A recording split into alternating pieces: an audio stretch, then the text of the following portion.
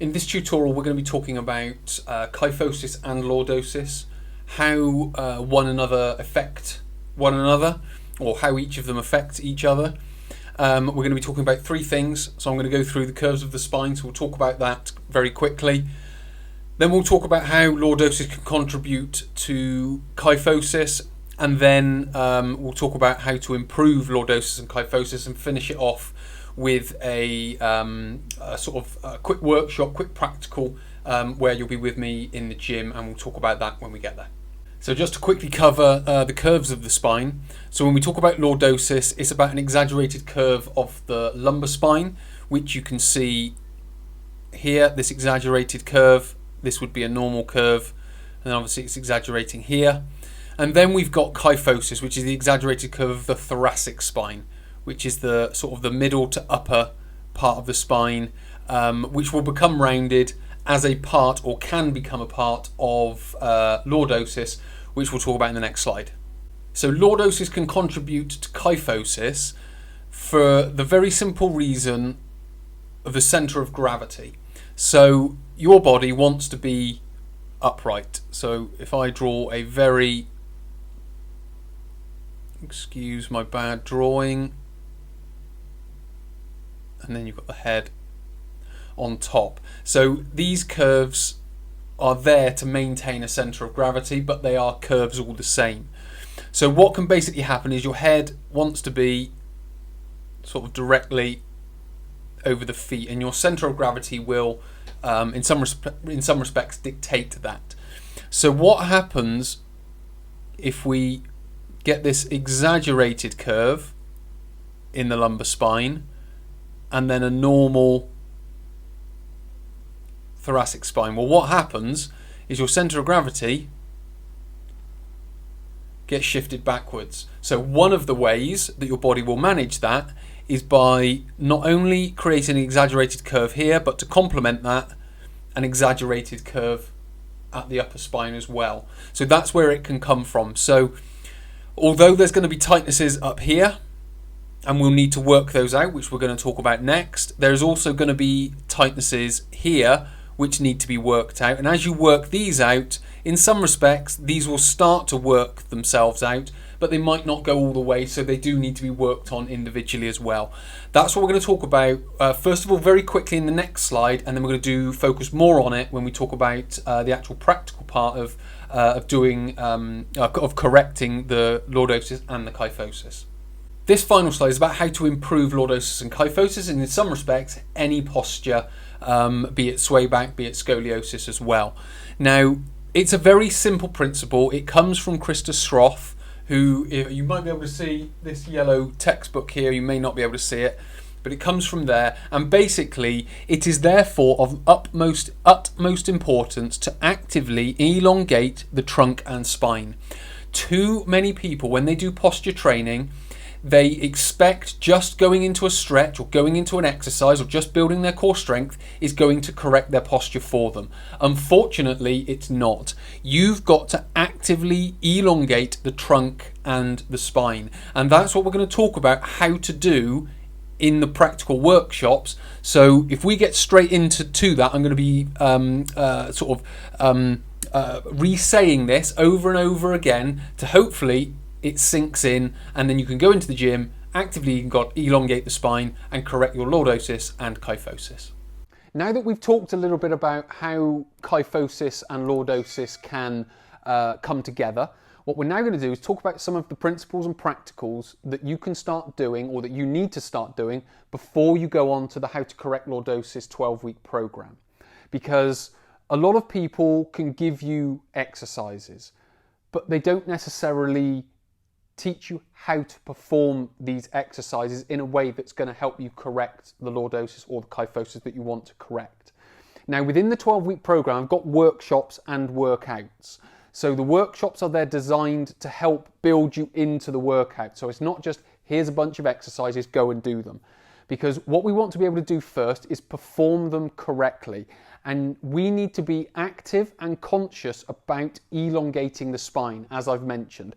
And that's what I'm just going to quickly talk about in this little workshop, in this little practical. So what I've got is a mat and a foam roller here.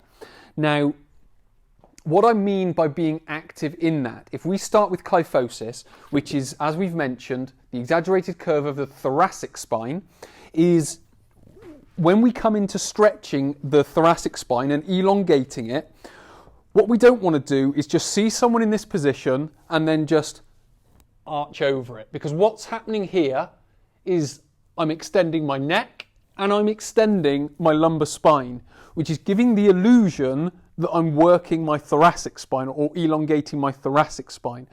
This isn't necessarily true. So what I want to do is engage my core to lock my lumbar spine into position. I want to keep my chin towards my chest so I can again lock in my cervical spine. What I can then do is start arching over the roller. So what you'll notice is the movement is a lot less. But what I'm actually doing is elongating my thoracic spine. What I can then do is move down a bit. Again, I lock everything in and I extend through the thoracic spine. So again, lumbar spine stays still, cervical spine stays still. And what I'm then doing is I'm being active in engaging and elongating the thoracic spine.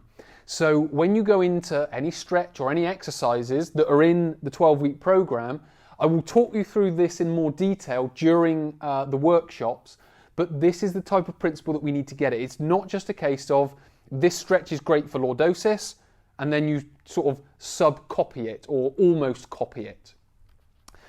When it comes on to lordosis, what we're talking about now is the exaggerated curve of the lumbar spine. So this now we need to work on where we position the hips, because the position of the hips is going to determine the position of the lumbar spine. So one very common stretch is coming up onto one knee like this to stretch through the hip flexors.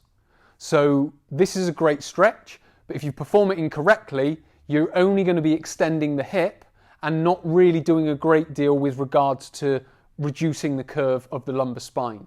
So what we need to be able to do is we need to be able to engage the hips.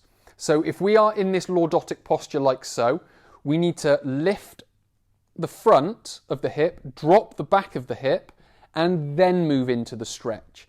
This is going to lock our spine in position so we can access the muscles that we want to access.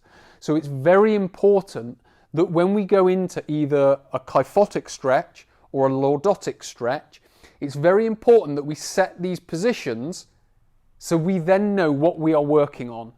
Because again, what I can do is I can come into this and I can come really long into it.